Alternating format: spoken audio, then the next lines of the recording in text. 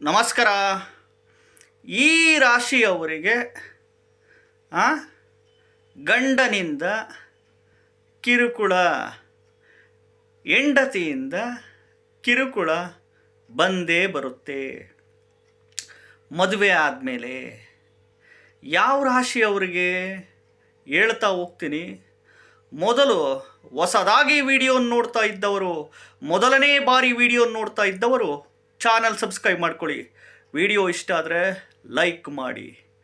ಈ ಮೇಷರಾಶಿ ಅಶ್ವಿನಿ ನಕ್ಷತ್ರದವರಿಗೆ, ವೃಷಭ ರಾಶಿ ರೋಹಿಣಿ ನಕ್ಷತ್ರ, ಇನ್ನು ಮಿಥುನ ರಾಶಿ ಆರಿದ್ರ, ಮಿಥುನ ರಾಶಿ ಮೃಗಶಿರ, ಕಟಕ ರಾಶಿ ಆಶ್ಲೇಷ, ಕಟಕ ರಾಶಿ ಪುಷ್ಯ, ಸಿಂಹ ರಾಶಿ ಪುಬ್ಬ ನಕ್ಷತ್ರ, ಸಿಂಹ ರಾಶಿ ಮಗ, ಸಿಂಹ ರಾಶಿ ಉತ್ತರ ನಕ್ಷತ್ರ, ತುಲಾ ರಾಶಿ ಚಿತ್ತ, ತುಲಾ ರಾಶಿ ಸ್ವಾತಿ ನಕ್ಷತ್ರ, ವೃಶ್ಚಿಕ ರಾಶಿ ಅನುರಾಧ, ವೃಶ್ಚಿಕ ರಾಶಿ ಜ್ಯೇಷ್ಠ, ಧನಸ್ಸು ರಾಶಿ ಮೂಲಾ ನಕ್ಷತ್ರ, ಮಕರ ರಾಶಿ ಶ್ರವಣ, ಉತ್ತರಾಷಾಢ, ಕುಂಭರಾಶಿ ಶತಭಿಷ ನಕ್ಷತ್ರ, ಮೀನ ರಾಶಿ ರೇವತಿ, ಉತ್ತರ ಭಾದ್ರ ನಕ್ಷತ್ರದವರಿಗೆ ಮದುವೆ ಆದಮೇಲೆ ಗಂಡನಿಂದ ಕಿರುಕುಳ, ಹೆಂಡತಿಯಿಂದ ಕಿರುಕುಳ ಇದ್ದೇ ಇರುತ್ತೆ.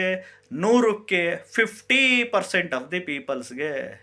ಅದರಲ್ಲೂ ನಿಮ್ಮದೇನಾದರೂ ಈ ಮೇಷ ಲಗ್ನ, ಸಿಂಹ ಲಗ್ನ, ಧನುರ್ ಲಗ್ನ, ತುಲಾ ಲಗ್ನ, ವೃಶ್ಚಿಕ ಲಗ್ನ, ಮಕರ ಲಗ್ನ, ಮೀನ ಲಗ್ನ, ವೃಷಭ ಲಗ್ನ ಏನಾದರೂ ಆಗಿದ್ದರೆ, ಜೊತೆಗೆ ಕಟಕ ಲಗ್ನನೂ ಆಗಿ ಯಾವುದೇ ಗ್ರಹದ ದಶಾಭುಕ್ತಿ ನಡೀಲಿ, ದಶಾಭುಕ್ತಿಗಳಲ್ಲಿ 1ನೇ ಮನೆ, 3ನೇ ಮನೆ, 5ನೇ ಮನೆ, 6ನೇ ಮನೆ, 8ನೇ ಮನೆ, 12ನೇ ಮನೆ ಬಂದ್ಬಿಡ್ತು ಅಂದರೆ ಖಂಡಿತವಾಗ್ಲೂ ಗಂಡ ಹೆಂಡತಿ ನಡುವೆ ಜಗಳ, ಕಲಹ, ಮನಸ್ತಾಪ, ದೂರ ಸಪರೇಷನ್ಸು, ವಿಚ್ಛೇದನ, ಡೈವರ್ಸ್ ಪ್ರಕರಣಗಳು ಬಂದ್ಬಿಡುತ್ತೆ. ಅರ್ಥ ಆಯ್ತಾ? ಇವೆಲ್ಲ ಕಾಂಬಿನೇಷನ್ಸು ದಶಾಭುಕ್ತಿಗಳಲ್ಲಿ ಬಂದುಬಿಟ್ರೆ, ಎಸ್ಪೆಷಲಿ ಈ ರಾಶಿ ನಕ್ಷತ್ರದವರಿಗೆ ಮದುವೆ ಆದಮೇಲೆ ಖಂಡಿತವಾಗ್ಲೂ ಗಂಡನಿಂದ ಕಿರುಕುಳ ಇದ್ದೇ ಇರುತ್ತೆ, ಹೆಂಡತಿಯಿಂದ ಕಿರುಕುಳ ಇದ್ದೇ ಇರುತ್ತೆ. ವಿಡಿಯೋ ನೋಡ್ತಾ ಇದ್ದವರು ಹೌದು ಗುರುಗಳೇ, ಒಟ್ಟು ಏನಕ್ಕಾದರೂ ಜಗಳ ತೆಗಿತಾನೆ ಇರ್ತಾರೆ, ಮನೆಗೆ ಜಗಳ ಆಡ್ತಾನೆ ಇರ್ತೀರ. 100ಕ್ಕೆ 50% ಆಫ್ ದಿ ಪೀಪಲ್ಸ್, ಎಸ್ಪೆಷಲಿ ಈ ರಾಶಿ ನಕ್ಷತ್ರದವರು. ಅರ್ಥ ಆಯ್ತಾ? ವಿಡಿಯೋ ಇಷ್ಟ ಆದರೆ ಲೈಕ್ ಮಾಡಿ. ಹೊಸದಾಗಿ ವಿಡಿಯೋ ನೋಡ್ತಾ ಇದ್ದವರು, ಮೊದಲನೇ ಬಾರಿ ವಿಡಿಯೋ ನೋಡ್ತಾ ಇದ್ದವರು ಚಾನಲ್ ಸಬ್ಸ್ಕ್ರೈಬ್ ಮಾಡ್ಕೊಳ್ಳಿ.